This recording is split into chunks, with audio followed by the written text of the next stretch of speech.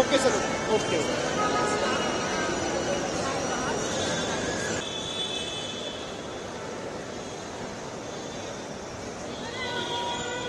इधर आ जाओ इधर।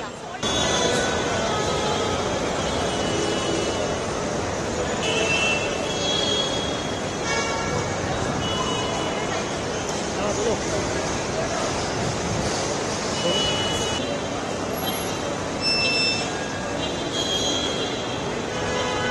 The issues in the airport is, I think, the Digi Yatra is not working. A lot of us have gotten so used to the seamless, contactless transition into the airport.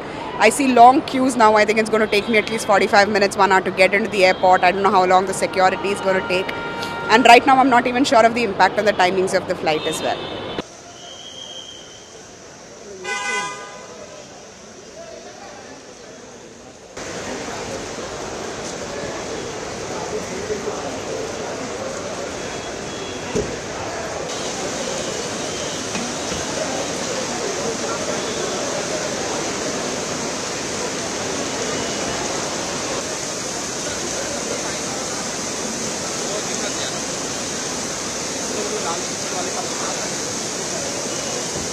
कोई बात नहीं।